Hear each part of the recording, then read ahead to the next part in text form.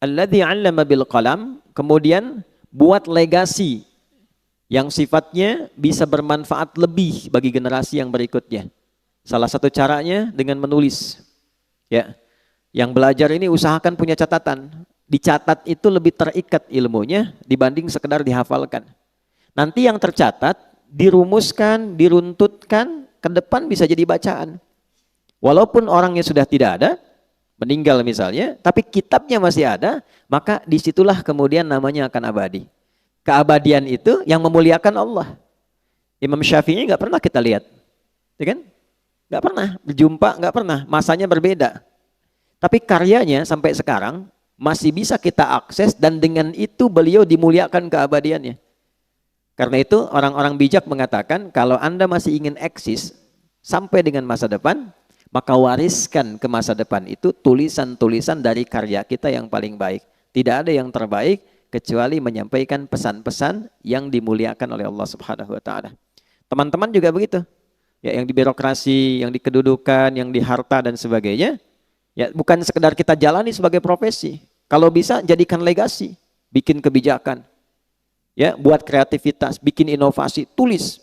Supaya satu saat dikenang, saya pernah mengalami ini, diwariskan, minimal anak cucu bisa baca. Oh, dulu saya kenal kakek itu begini. Ya, bukan cuma lihat fotonya, ya kan? Wah, kakek ganteng juga ya. Oh, ternyata pernah main sinetron, ganteng-ganteng serigala gitu kan. Repot juga. Ya. Kita bikin tulisan lebih bagus, terukur. Ya. Balik, 'allamal insana ma lam ya'lam. Kemudian yang kedua, selalu berusaha berinovasi untuk menemukan sesuatu yang baru. Ya, jangan pernah terpaku pada satu hal.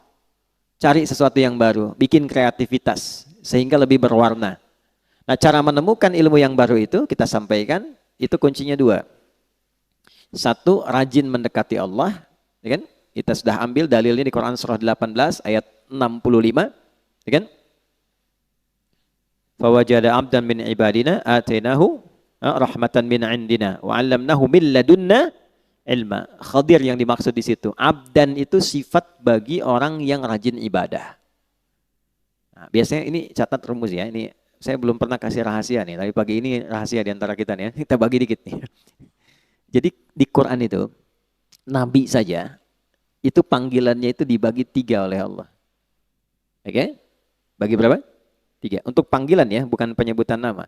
1 Nabi, ya ayyuhan Nabi. 2 Rasul. Yang ketiga Abdun.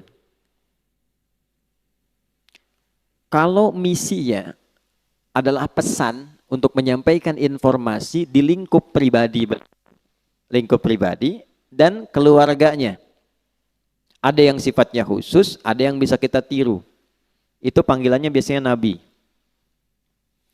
Tapi kalau sifatnya informatif untuk semua, informasinya semua akses, itu Rasul. Jelas? Tapi kalau disebutkan sifat ibadah beliau yang demikian tinggi, itu panggilannya Abdun. Menariknya, tidak ada satupun nabi dalam Al-Quran yang disebutkan kata Abdun kecuali bersanding dengan keistimewaan. Ya. Pokoknya kalau sudah Abdun pasti nikmat, ni'mal abdu innahu, dan seterusnya. Ya. Nabi Muhammad itu saat diundang Isra dan Mi'raj, hal tertinggi yang belum pernah dialami para nabi dan rasul sebelumnya, itu panggilannya bukan rasul, bukan nabi, tapi Abdun. Subhanalladzi asra bi abdihi, bukan bi rasulihi, bukan bi nabihi. Jadi ternyata Allah naikkan derajat kita itu, ditambah gitu, itu saat kita menghamba. Makanya sering saya katakan, kalau kita rajin sujud menunduk, Allah pasti mengangkat. Tapi kalau orang banyak mengangkat, Allah pasti tundukkan itu. Ya, pasti ditundukkan dengan cara apapun. Nah, jadi termasuk rumus ilmu pengetahuan. Kalau ingin ditambah ilmunya, Allah kasih tambahan, maka naikkan status abdunnya. Dan di Quran, amalan seorang abdun itu selalu dibuka dengan iman. Iman dulu, baru amalan, baru jadi hamba. Contoh, sholat itu deklarasi keabdunan kita, penghambaan kita pada Allah. Deklarasi pertamanya dalam sholat. Karena itu kita katakan iyyaka na'budu wa iyyaka Kan nasta'in. Ya Allah, kami sekarang menghamba sebagai abdun. Kan? Dan kami mohon pertolongan darimu. Itu pertama kali kita katakan dalam sholat. Kalimat sholat itu dibuka dengan iman. Pertama kali di Quran. Al-Baqarah ayat 3. Alladzina yu'minuna bil ghaibi wa yuqimunas sholat. Iman dulu baru sholat. Nah kalau sholat konsisten, imannya diisi bagus, itu persamaannya ilmu diberikan. Di mana ditemukannya? Di Quran surah ke-58, Tarawih semalam, Al-Mujadalah. Di ayat yang ke-11. Ya. Iman dulu, ya ayyuhalladzina amanu, ya kan? Perhatikan kalimatnya. Ya ayyuhalladzina amanu, idza qila lakum tafassahu fil majalisi fafsahu yafsahillahu lakum. Wa idza qila lakum unshuzu syuzu. Yarfa'illahu alladzina, iman dulu. Amanu minkum walladzina utul ilma darajat. Kalau iman naik, ilmu pasti ditambah. Pasti itu. Ya, itu sudah rumus. Nah, jadi yang pertama kita coba tingkatkan keimanan pada Allah, rajin sholat. Sholat, ya, nanti pasti akan ditemukan hal baru. Yang kedua, ikuti petunjuk Nabi. Misal, kalau mau belajar, ikuti petuah dari Nabi. Begini cara belajarnya. Keluarkan kitabul ilmi. Kalau mau bisnis, ikuti pola bisnis yang ditunjukkan Nabi. Kalau di birokrasi, di kedudukan, ikuti bagaimana petunjuk Nabi. Ambil value-nya, maka apa yang terjadi? Perhatikan kalimatnya. Al-Baqarah ayat 151. Kama arsalna fikum rasulan minkum yatlu alaikum ayatina wa yuzakkikum 2 wa yuallimukumul kitaba 3 wal hikmata 4 5 wa yuallimukum ma lam takunu ta'lamun. Orang yang cenderung mengikuti prototipe kehidupan Nabi, cara yang Nabi ajarkan, gimana menjalani hidup, salah satu keistimewaannya Allah kasih pada orang itu apa yang belum ia ketahui. Nah, teman-teman di serse misalnya kan, kehakiman dan sebagainya, kadang-kadang mau nyelesain kasus susah tuh, mau nemukannya. Sholat, minta petunjuk.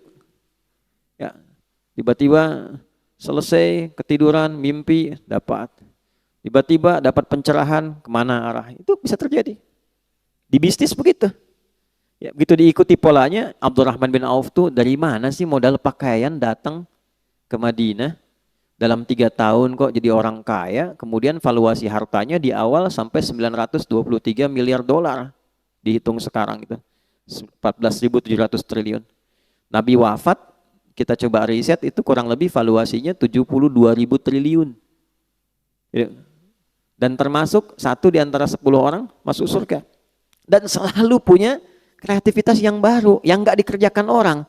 Orang pilih yang ini, beliau menemukan yang baru. Orang sudah mau deketin yang baru ini, beliau sudah pergi ke kreativitas yang lain. Jadi hebatnya itu yang dikerjakan orang, itu beliau sudah 2-3 kali 10 step berada di depan. Ya, jadi bikin kreativitas baru, punya inovasi, orang belum ada. Begitu orang ngikutin, ini sudah mengerjakan yang baru lagi. Jadi pantas jadi yang paling unggul di bidangnya. Khalid bin Walid di militer begitu, selalu punya strategi baru. Ya, bayangkan. Ya, kebayang nggak? Belum saya ceritakan dia. Dia melawan Persia coba. Pasukan ratusan ribu, 100.000 pasukan. Beliau cuma bawa 10.000. Itu menemukan strategi baru. Jadi ada seorang di barat itu sampai kemudian meriset bagaimana seorang Khalid itu bisa menjadi jenderal paling unggul di lapangan. Itu dilihat gitu.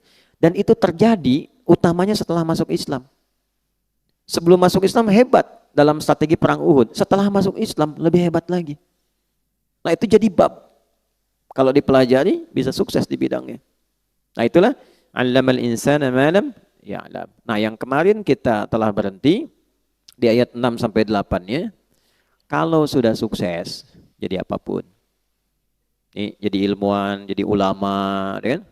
Pebisnis kaya, yang kedudukan jadi jabatan, jadi jenderal, macam-macam birokrasi, udah jabatan tinggi. Kalla, jangan pernah terjadi. Innal insana la yatgha. Jangan pernah terjadi munculnya potensi-potensi menyimpang bersikap berlebihan. Ar-ra'ahu istaghna, karena sudah merasa lebih dari sebelumnya. Karena pasti peningkatan sesuatu akan merubah karakter dan gaya hidup. Bab gaya kan sering saya ulang begitu, F1 sama dengan F2, dikonfirmasi di fisika. Metafisik itu dengan fisika dekat. Ya. Orang kalau gayanya pelan, nggak kedengaran pukulannya. Tapi kalau kencang, bunyinya kencang. Ya. Sama, harta kan sering saya katakan, kalau masih punya 10.000, masih bisa dibagi dua. Nah, makan yuk, gitu ya. Ayo, di mana? Warung Jackie Chan depan, ya, misal. Ya. Makan 10.000 tuh, berangkat sama Ihsan.